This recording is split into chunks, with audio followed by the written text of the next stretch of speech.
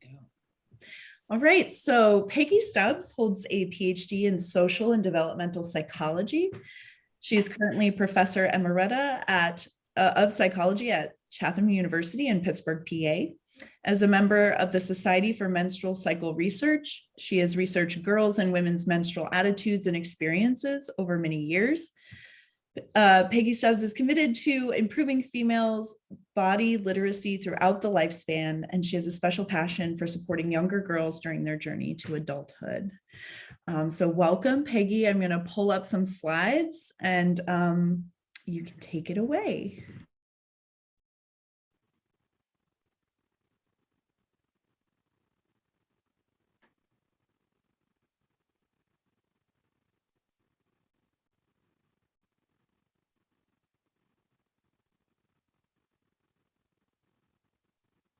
Okay, well, thank you so much for this opportunity. And as you said, I've spent a lot of time studying and teaching about human development, and I'm happy to share what I've learned about how girls transition to adolescence connects to reproductive rights. Next. So today I want to share with you what girls say about body image below the belt, and they hate it down there, and how preparation for menstruation might fit into that. And why focus on girls' oral sex experiences? Well, because in these comments, they talk a lot about down there. And it's important to remember that while girls are changing physically and cognitively, they're also recognizing sexual feelings and exploring sexual behavior. And so while watching or not watching all of this and how it unfolds, that can make us as adults just a tad uncomfortable. Next. Okay, so I'll be drawing on three sources in my talk today, and the first two are really important because they rely on what girls say themselves about growing up and exploring sexuality. And this is rare in research for a lot of different reasons. Peggy Ornstein, you might have heard of, is a journalist and was the mother of a pre-adolescent girl at the time she wrote this book. And she was worried about how to foster her girls' healthy sexual development in a culture in which sexualization has taken center stage, and her interviewees were between 15 and 20 years old. The second is from a peer-reviewed study published in an academic journal, and their interviewees were between the ages of 12 and 17, 12. And the third source is from a lot of different papers, various findings about genital appearance norms, increased demand for labiaplasty, and menstrual cycle research. Next. Okay, according to Ornstein's interviews, girls think there are a lot of perks related to oral sex. And the first one is that oral sex is not sex. To them, sex is sexual intercourse, and it's safer than sex because they don't have to give up their virginity, they can't get pregnant, they can't get sexually transmitted infections. Well, they think they can't, but of course they can. It's a way to gain social status and make friends with popular guys, how to rack up points for hooking up without actually having to have sex. Now, there's a huge expectation for girls to do it, but it's not expected that boys will do it to girls. And many girls don't want reciprocity because, once again, they don't like it down there. So I want to give you some examples of how they explain this. One said, I'd rather have sex before I do that. Another said, a guy is totally aware of what he looks like down there, but I don't know what they're seeing on me. I can't see it. So Ornstein suggested that girls could use a mirror to see it, and one replied, yeah, I'm not going to do that. And another said, I was not comfortable with it at all. I guess I've never been comfortable with my parts down there. It's not something I find attractive, so I don't like the idea of someone else down there. Another, I don't like my vagina. I know that sucks. I don't know why it should be so different, but I've internalized the idea. Now, girls also mentioned being worried about being teased about queefing, which I had never heard of before. It's a fart with your vagina that was mentioned on a popular TV show, which teenage boys used to mention to embarrass girls about down there. Next. So Burns and colleagues focused on what girls thought about giving oral sex and what they felt like when they were doing it. And they learned that girls were completely concerned about how to do it and how to do it right. They didn't want to be thought of as bad at it or a loser. And what surprised them was that girls talked about it the same way they talked about doing homework or studying for a test. That is, in the context, as they describe it, of academic achievement. Girls mention a specific set of skills. They are supposed to do certain things and things in a certain way. For example, touch here, lick this, go this speed. And boys often taught girls, the students, how to do it. One described her boyfriend teaching her when they were both in his room. He's like, see, you just do it. It's really easy. She laughs. Like, okay, then I tried to do it. And then I did it. Yeah, it wasn't intimate at all. It was sort of like an instructional video. And she laughs, I swear. Next. Now, these quotes seem like a lot for you to read, but basically they give good examples of what Burns and colleagues conclude that oral sex was a cerebral activity and not an embodied one. And that meant not physically engaging as pleasurable. And you can see in these quotes that girls had a lot on their minds. In the first one, girl says, I'm trying to think about it and note, about different techniques that I've heard. And she says there's a lot more thinking about it than it was actually doing it, blah, blah, blah. And in the second one, this girl says, I tried not to breathe because I didn't know if it would smell too bad. And I was like, okay, just up and down, okay, go. And then at the end, she says, I was thinking a lot of what to do, or what not to do. Next. So on to this third set of findings. Noted is that there's been a shifting standard of genital appearance especially in Western and or affluent cultures, towards a prepubescent Barbie-like vulva. One's labia minora should be small, identical in size, not protrude beyond the outer lips.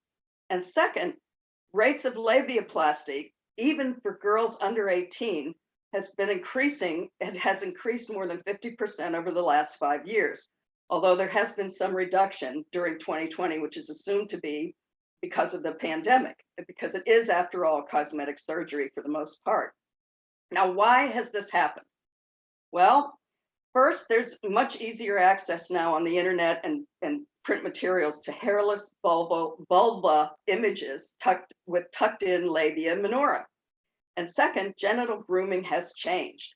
As far back as 10 years ago, in 2010, almost 80% of 2,400 women aged 18 to 68 had partially or totally removed their pubic hair. That's an ACOG study in 2020.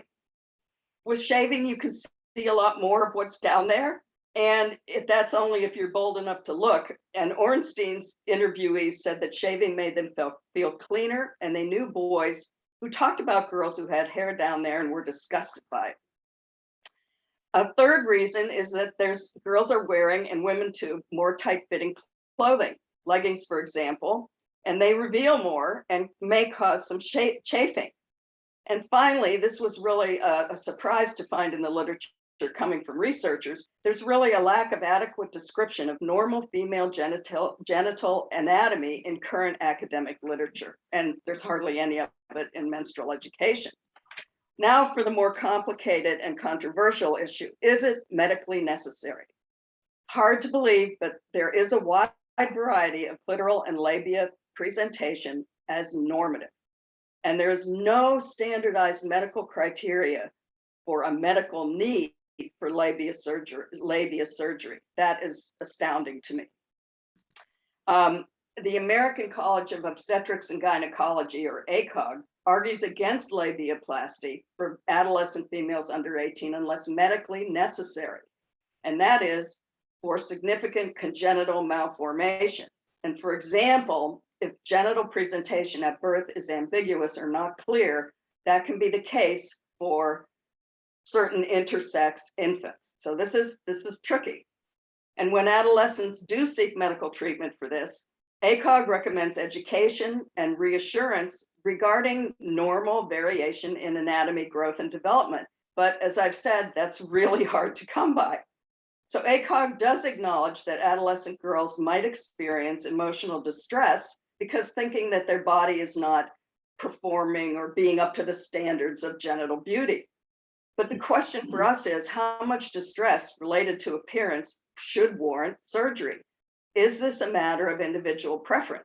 Well, perhaps for older women, but for me, not for adolescents. And one last little bit of information about this piece of it. There's more than meets the eye about the labia minora.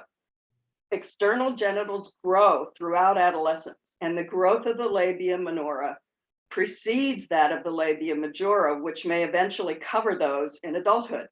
If the labia is cut when the patient's too young, it might grow back again, hence requiring a second intervention. And finally, labia minora have a noticeable sensibility and contribute to sexual arousal due to the presence of many nerve endings and sensory receptors. So this is a huge bulk of literature to give us some information about all of this. Next.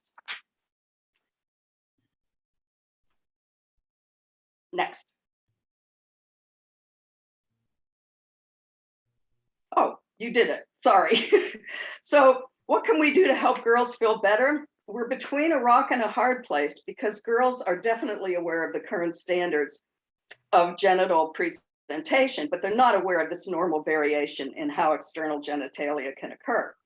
So I have come to the conclusion that improving menstrual education can help, first because it actually makes you focus on girls' genital area, and that probably hasn't occurred since learning about toileting and personal cleanliness in early childhood.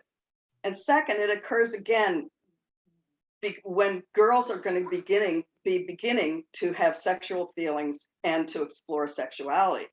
So to me, there's no better time to provide girls with a new version of Down There, and one that goes beyond just an explanation of menstruation and how to manage it, to one that presents a larger view, a broader view of the cycle and a positive foundation for exercising self-care as they grow and become sexual beings. Next. Now, this is tricky. This is all tricky. And that's because it involves the maturation of the reproductive system, and reproduction involves sex and requires at least some mention of how babies are made. Next.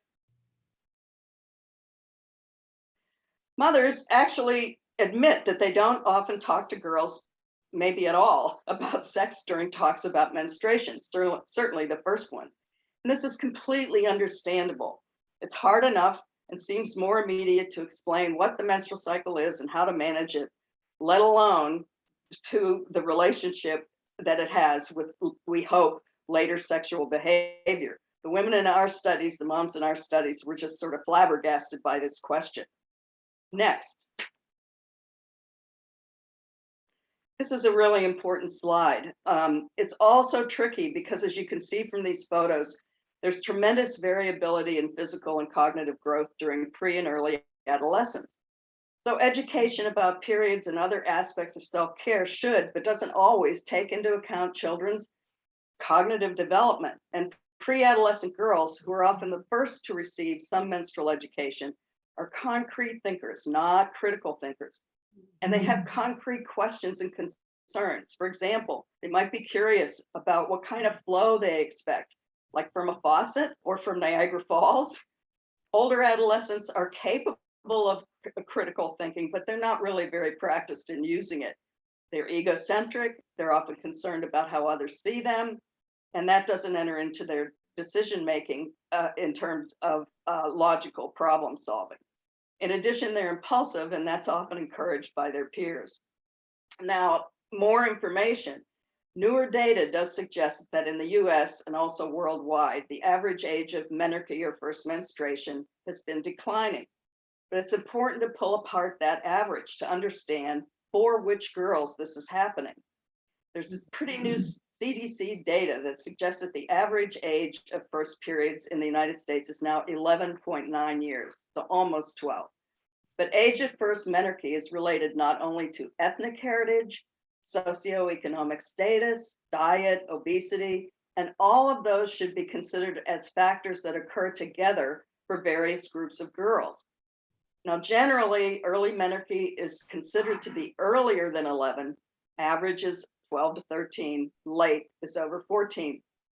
But all that said, girls in elementary schools, depending on school configuration, are definitely menstruating, and some in junior high, grades 7 through 9, may not have started yet. Next slide. Okay, 2 issues to keep in mind when you talk about menstruation with girls.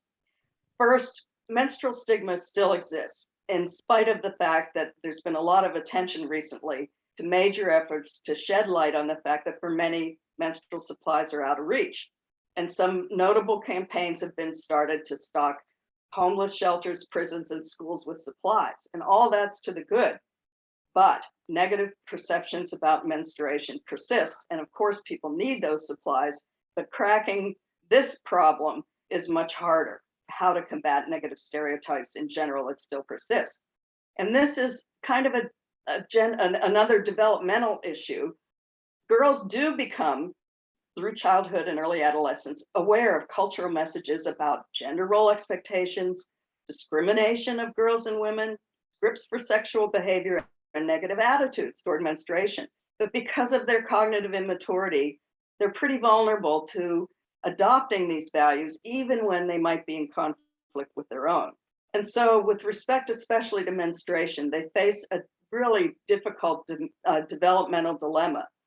And that's how to accept it as normative and a sign of health in light of persistent menstrual stigma.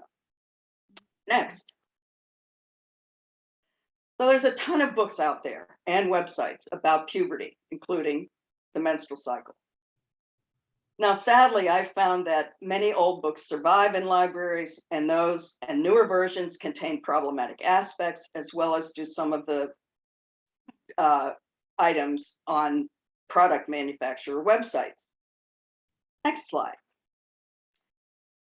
So I want to share with you what I think are the most important problematic aspects of menstrual education, which contribute to hating it down there. And first, there's just so much negativity about menstruation.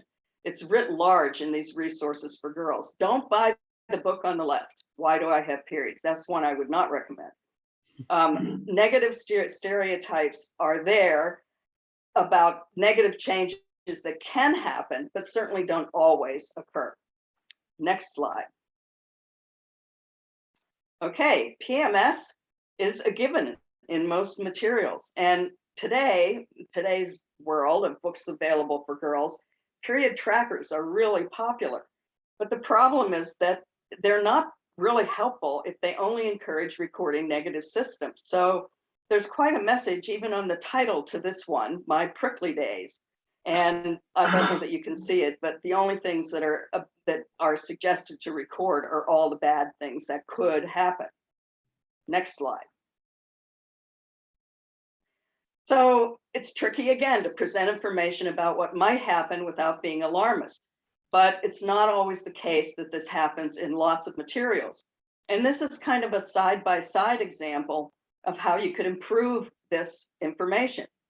In the first one on the left, PMS is a given, it's gonna occur, and the setup is that it's gonna be a negative experience. And you can tell that by the title and the girl's face at the bottom. And there's a very full list of the negative items that PMS includes, all those things. And in the second one on the right, from a book that I'll recommend later on, it turns out that period problems that might occur are presented more as possibilities, but girls are reassured in this little paragraph that if they do occur, they will be reassured that they will be able to manage these. So there are different ways without, overloading this discussion with even images to show how negative this could be. And the latter is just a much more positive way to talk about these potential experiences. Next slide. Better yet, instead of describing potentially problematic aspects of menstruating as symptoms, why not just refer to them as changes? Calling these as symptoms places them in the discussion of the context of illness, which In many resources, the authors take great pains to tell girls that these symptoms are normal. And this is, again, just a huge mixed message, especially for girls who are less cognitively able. So describing changes as symptoms is problematic also because there are there's few extra information in most resources, especially for younger girls, about how to judge what they're experiencing in cramps or menstrual blood flow as average or mild or medium or severe. Now, contrary to popular belief, positive premenstrual changes do occur. And these do not filter into books for girls or women. And I'll just ask you while you're sitting there, can you think of any? And some of these, well, for older women anyway, sometimes it's a sign of relief. But seriously, feelings of increased energy and creativity, a tendency to clean or be tidy, having more attractive breasts, feelings of affection, well-being, excitement. And finally, the actual timing of premenstrual changes has been noted in the literature as extending to the first days of a period, which makes the term premenstrual kind of confusing, but explains why PMS has certainly become a descriptor of both before and during at least part of one's period. Full frontal negativity. Next. So here's a third problem.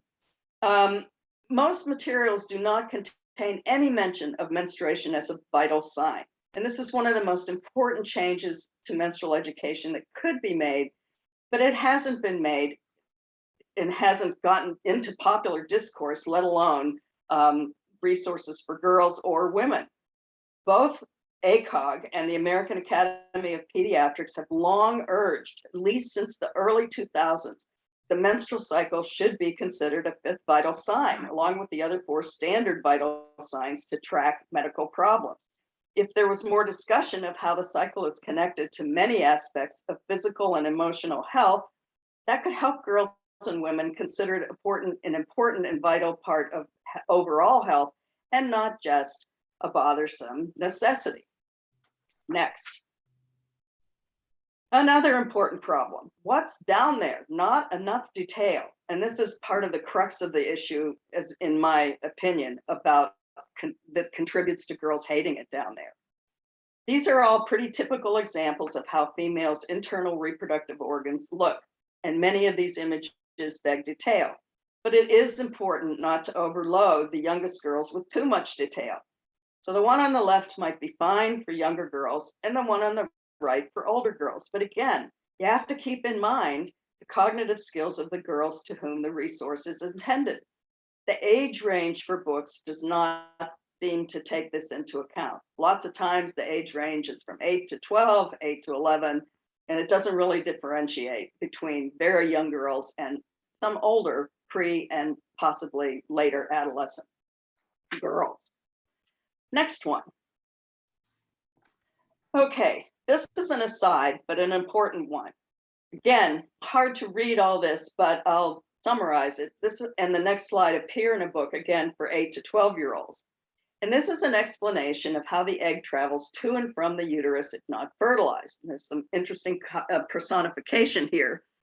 The uterus turns out to be excited about having company. But when the egg isn't fertilized, it throws a tantrum. And that's quite an image. Again, pretty negative. Next one. Just below it, and on the same page, is all that is said about sex. When the sperm from a male meets your egg, the egg can become fertilized. But that only happens when a male and a female have sexual intercourse without using birth control. In other words, you have control over whether fertilization happens. Well, girls might be told, not yet. Girls might be told that menstruation occurs when the egg is not fertilized, but what that is or how it happens is not explained. And remember that an 8-year-old might be reading this. And I'm also not sure that the message that the reader has control over fertilization is the right one to be mentioned here. Next, here we go. Okay, articulating how menstruation, reproduction, and sexuality intersect within menstrual education is long overdue, but it is really doable. And here's an example of wording that postpones the discussion of sex for the youngest girls. And I would suggest more easier terms to understand for fertility and conception that this medical figure is saying. So at the end, she sort of says, this cycle prepares a girl for fertility and conception. And I might suggest that you just say something like, prepare a girl for being able to have a baby when she's all grown up. And in the next panel, the girl says, well, does that mean pregnancy? I'm not ready. And I doubt that a very young girl would actually be able to voice that concern. I think a young girl might just ask something like, well, what's all that about? To which the answer in the third panel is pretty okay. The medical professional says there's more to the menstrual cycle than just getting pregnant, and she could change that part. But basically, she might just have us omit the first sentence and other issues about getting pregnant and expand on the notion that there's more to the menstrual cycle. Next sentence. Now, this is a great book that's sadly out of print, but it's still inspiring, and it's a good example of how even young children can be introduced to this linkage. And this is more of an artistic portrayal designed as a starting point to start discussions rather than an explanation of all those details about the menstrual cycle. As girls get older, more information on how menstruation, reproduction, and sexuality go together can be added. And in fact, would-be authors of improved resources can refer to developmentally sequenced sex education curricula that do exist. It's out there. And it might be able to help parents and others with a more gradual way to address some aspect of sex. Next one.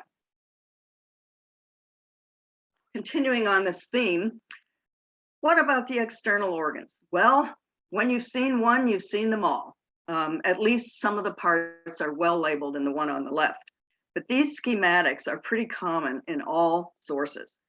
The one on the right is a notable exception to show girls that variations of the hymen do exist. But notice there is no realistic depiction of variations in the labia minora or majora.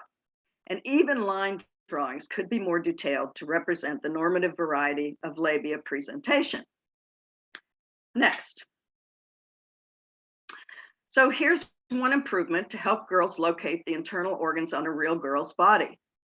Also, there's another improvement to note in more recent materials, and that is that there are graphics showing how to insert tampons and menstrual cups not always mentioned in many resources for girls. Now, these drawings, however, on the right, seem to make you think that insertion is through the leg, but especially if you're a concrete thinker. There are lots more ways to improve other aspects of resources about menstruation for girls, and they can further reduce the negative connotation about this event and other pubertal changes. For instance, frustrating to me is that in most resources, there's a really dreadful presentation about what puberty holds for girls.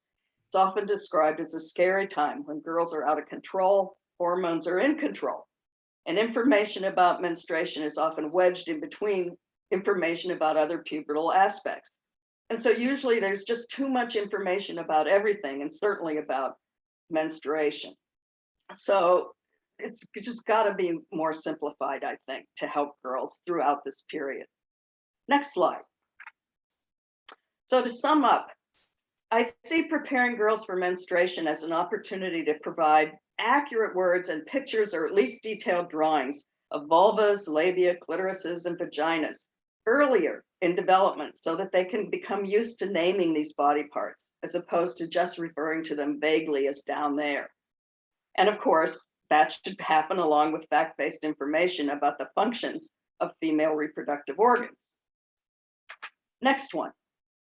So finally, I've just been wanting today to highlight especially those features of most resources on menstruation and growing up that could be revised to help girls have a more positive view of down there. And what's the link between all this and reproductive rights? Well, in my view, the power to name and know their bodies can give girls the power to name their sexual desires when they occur.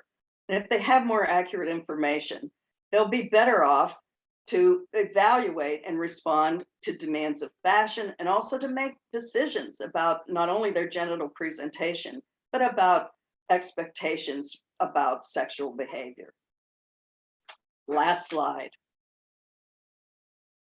So this is my favorite book for younger girls. It doesn't have a lot of details about puberty, but it's been revised and revised and revised. And the idea is to keep it simple at first. Its focus is on menstruation, not the whole 9 yards. And maybe it's a good holiday present for a grandchild. I'm really happy to hear your thoughts and questions, if any. I know there's a lot of material that I covered today, and maybe a little too quickly, but I'm happy to entertain any questions, and I'd love to know your thoughts. Thank you, Peggy. Thank you so much. You definitely gave us a lot to chew on. So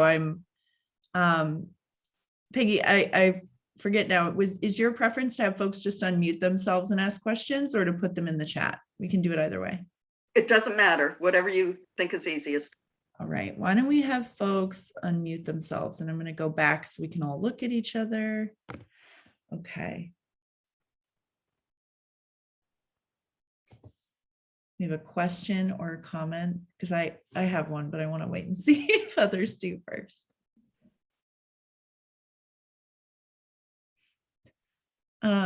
Okay, I'll start. Part of what you shared, Peggy, that really strikes me is how early it seems that our bodies are, and everything that happens around reproduction, around menstruation, all of that is pathologized so early. Yeah. I really appreciate that you gave these really specific examples from resources on menstruation, because it had never occurred to me how negative they are, and They're how very negative. Yeah, that it's talked about in a very negative way, and then also really tied to girls' emotional state and our ability, like our irritability, and we're emotional and things like that. And it just really strikes me how that sets us up to feel about our bodies, sexuality, reproduction in general, like pregnancy in general. And we're getting all that information, but we're also not, we're getting all those messages. But I meet so many young adult women and teenage girls who really do not understand how their cycle actually works. So like what's sticking is the negative pathology, and not the information about what is a cycle and what affects it and what control do I have over any of this, right? And so that just like really struck me. And so it's less of a question, but I just wonder if you could say more about that, like how those messages seem to impact people in other experiences with their reproductive system, right? Well, we just really shy away from even talking to girls about down there at all. And even in this particular time when they're going to be experiencing periods, what's out there for years has been described by lots of researchers, at least in my circle of people that I have been fortunate enough to work with, is that it's so negatively portrayed. It's sort of like bad, bad, bad. You're going to feel bad. You might get cramps. Cramps could be bad. You might be irregular. All of this, instead of the message that you would hope would be there, which is this is really an important part of health.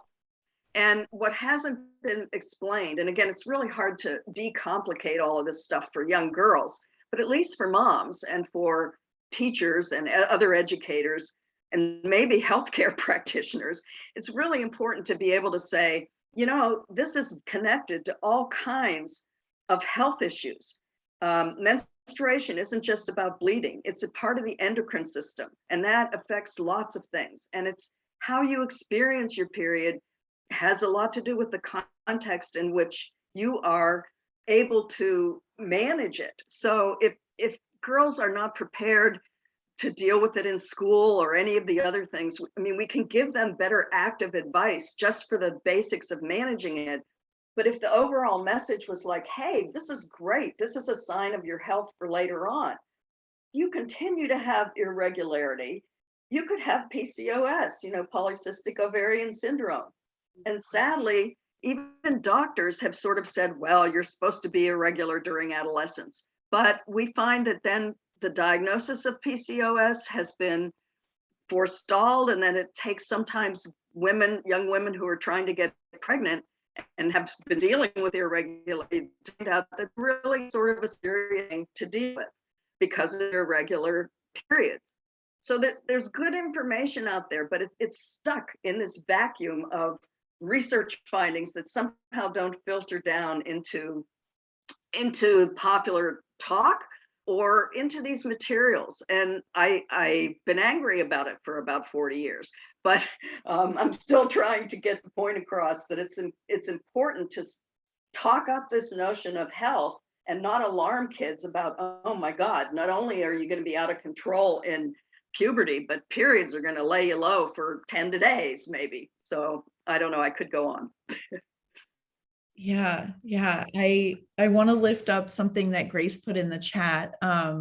Grace says the focus on PMS also impacts our abilities to advocate for ourselves. We're socialized from an early age, or at least I was, to doubt our emotional response to things. One reason is PMS, like the idea that we can't be trusted to know whether something is upsetting or not, because at any given time we might just be PMSing. Right. And that's problematic because some people have said in your period time, you have the spirit to go ahead and name what has been a problem. And so, we're told to sort of discount it. And the messages for girls are, you might feel crabby or irritable, but don't let it ruin your day, which means don't take into account what your body is maybe telling you.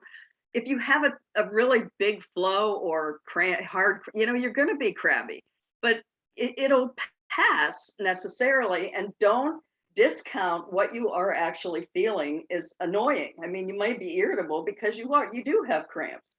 So there's a better way to talk about all of this. And PMS, I hate to tell you this, but there's no real definitive answer on what causes it. We just assume it's estrogen in some way or another, but there's no good medical literature on what it is. That's just so hard for me to believe. Right, because it's such a powerful social story that we have about what it means. Judy asked, what influence do the companies that produce menstrual products have on social perceptions? Say the first part of that again. What influence do the companies that produce menstrual products have on social perceptions? They have a huge amount of influence, and partly that's because people defer to them. There's no evidence-based curriculum about menstrual education in the United States, none at all. So it's a catch as catch can. And people turn to, including girls, websites. You should go there sometime. There's been some improvement, at least on one website. A colleague of mine has done a lot of good extra detail, written a bunch of detail for people on that website. But in general, they have products to push. And I'm not calling them out to be, necessarily that's a bad thing. But they often, especially on websites, and it's not a linear discussion. So there might be some really helpful information about menstruation, but girls are more interested in leaping to the other parts of puberty, like shaving or whatever. And so I think the menstrual education people over time have been pretty lax, in my opinion, in terms of talking up this vital sign or the importance of menstruation as a healthy thing. And they could do better. They just haven't, in my estimation. So I believe that we can't just count on them to be doing this for us. In our research group, we've tried to include them in a lot of our conferences, and we found it helpful to have them there to talk with them at least about presenting a more positive image. So that opportunity exists, but I'm just really surprised that in terms of, say, the National Institutes of Health or other sort of more governmental associations, that it just hasn't been able to filter down to people who are educating girls, whether these are practitioners or teachers in school or whatever, to talk up this vital sign part of it. I only found that mentioned in one out of maybe over 50 books that I had reviewed for girls. So it's an uphill battle. And they do, I would like them to have more responsibility. And there have been some good people that we've worked with on this. Yeah, I recommend people do look at some of those websites. I several years ago spent some time on the Tampax website that's geared towards teenage girls, and my partner and I were just like reading these things aloud and laughing because you're just like, this is so absurd and unhelpful. And it's like where it's easily accessible though, where young girls could go and find out something, right? But what they're feeling. And they're going there because it's easier than reading, you know. And frankly, I even asked the librarians where I've sort of collected some of this material. I said, do mothers really come in and get this anymore for their kids? And the answer was yes, they do look for these sources. But boy, you can find sources in libraries that are as old as the 80s. And again, it's just one of these things where we really have to realize that we're in a digital age now. And even in some of the new books, people are trying to sort of cast the text into the language of girls who are teenagers and so on.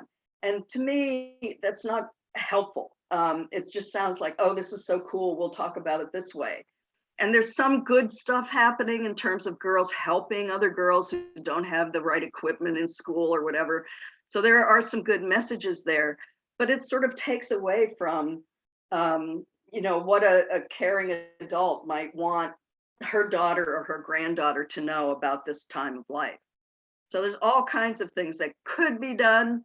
I don't have that many more years to try to do them, but I'm trying as hard as I can to help people realize that it's just overly negative.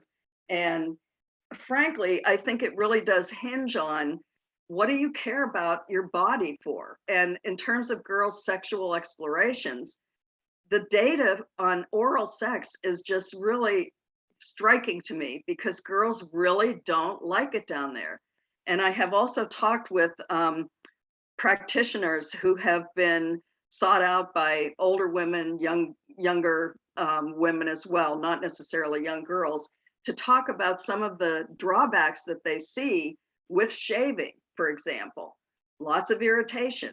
I don't think we're going to change this trajectory, but maybe at least we could be more honest about it's not just all individual choice. There's so much more information that we could provide that we don't. And so I think we're just really doing a disservice to girls. If they don't like it down there and are using boys and men's views of it to make their sexual decisions, that is not really good. And so I just feel as though it's really important for young women to take a different view of what is down there and realize that there may be another way to think about it. I don't know what we're going to do about labiaplasty. It really is concerning to me.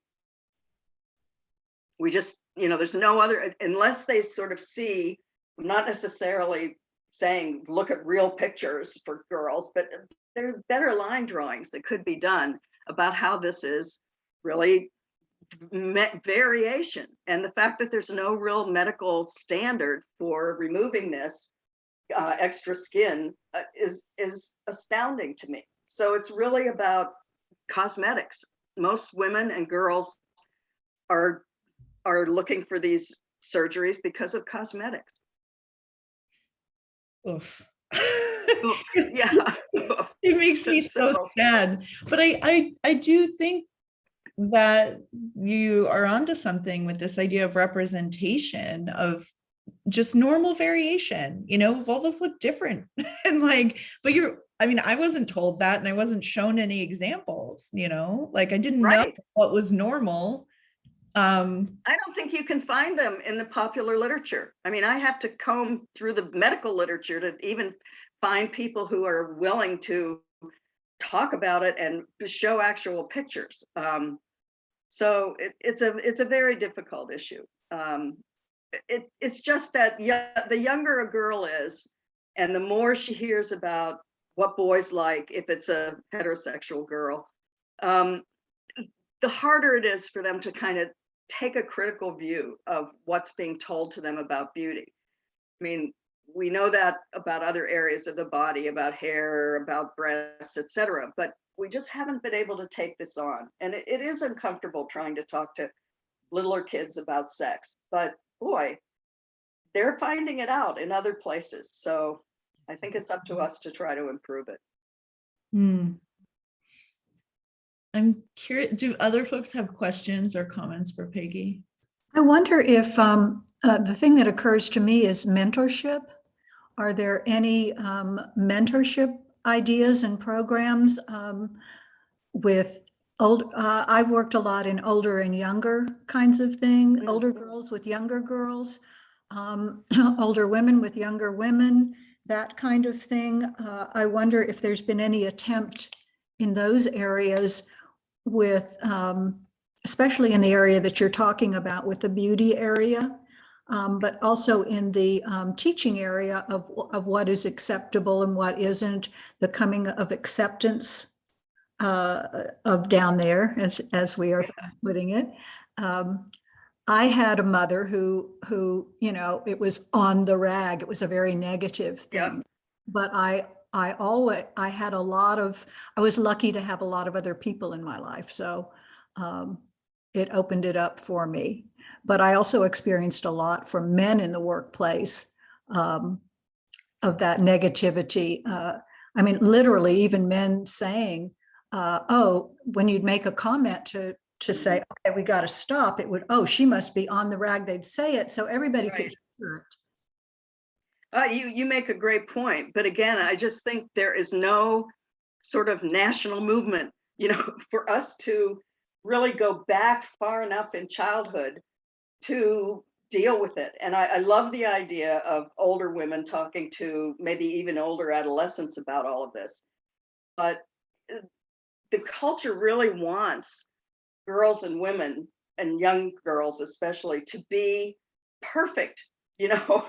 And so part of perfection is not showing any of your biological stuff. And that to me is the hardest one. I don't know of any sort of, you know, organizations that have done that. Most people just really want to explain the cycle and what it is, and don't go into what it means to talk about what's down there. So I would applaud that effort. And I think one of the things that we have to sort of lobby for now, at least, is to have people like the National Institutes of Health figure out what is important to talk to girls about. We certainly have critics on all sides of this issue, but the government, quote unquote, has not put it together to sort of come up with any sort of standard evidence-based curriculum. So it's just all over the map. Go ahead, Judy. I wanted to say something because I ran into a very different attitude towards menstruation when I was with some Native American women at a Sundance. And they look at a woman on her moon time as being very powerful. And now we, as with our culture, interpret the fact that they're not allowed to be at the Sundance if they're on their moon time as negative, but they saw it as positive. And I remember talking to one woman, and she said, I'm so glad to have my period. It gets rid of the negativity in me. And I thought, I've never thought of that.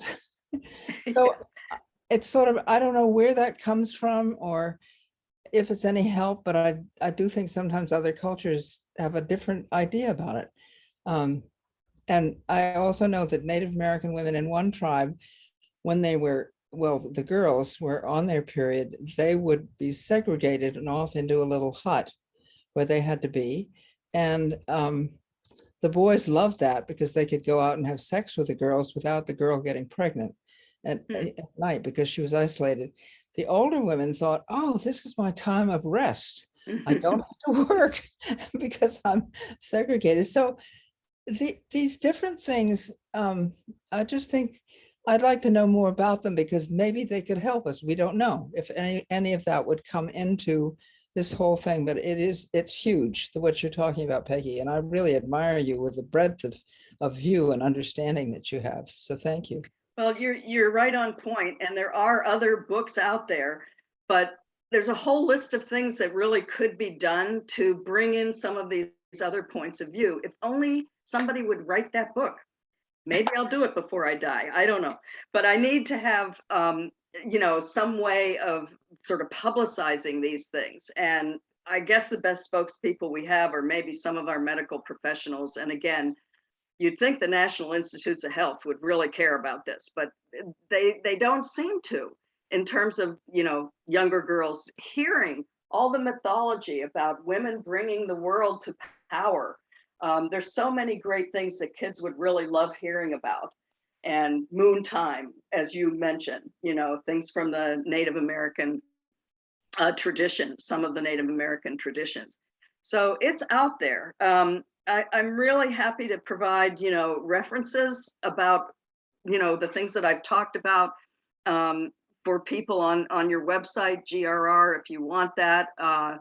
And just, I'll continue to work on it, and I hope you do too, in the work that you do, or the people that you know, because the longer we put this off, the worse it's going to get, I guess.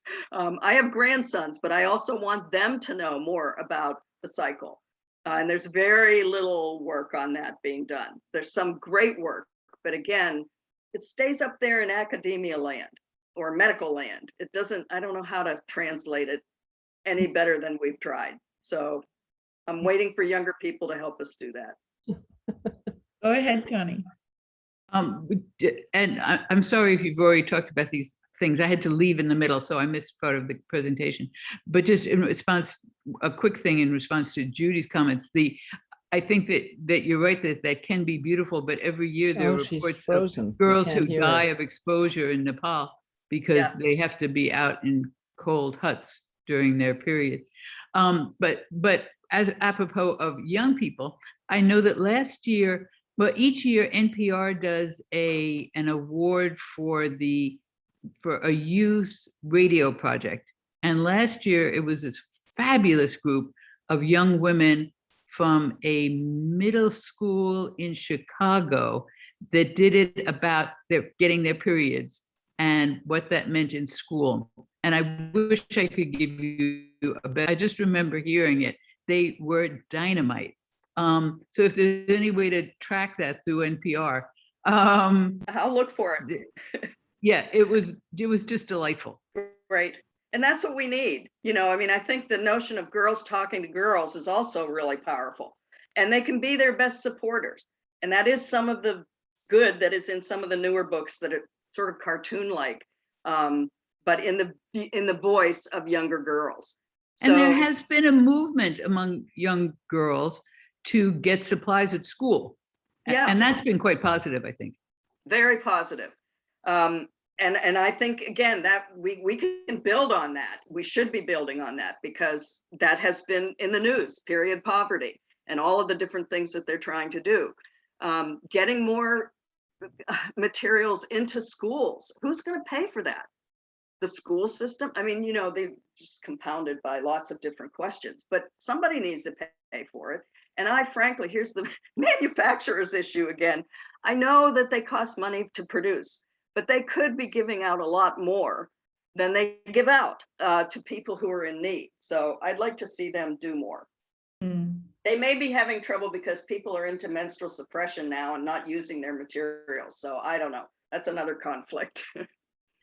Well, it does, though. I think the period poverty work is really great. And also it still presents for me like this framing of menstruation as a burden, right? Like we're not resourced enough to deal with it. And it's, so I think it would be great to couple that with more of a positive message about what menstruation actually is, what it makes possible. I see in the chat, Denise mentioned, being worried about having a detectable odor down there, as a young person, and just, wondering comments about that. I just think about the phrase down there and how the same phrase is used for talking about menstruation, but also I remember that phrase being used to talk about sexual violence as a kid, right? And what was allowed and not. So we use that same term for all this broad spectrum of possible experiences. And what happens to us when that all gets lumped into down there, I agree. The period poverty stuff is great, but it's not enough. It's the first step. And I hate to criticize them because it's really important.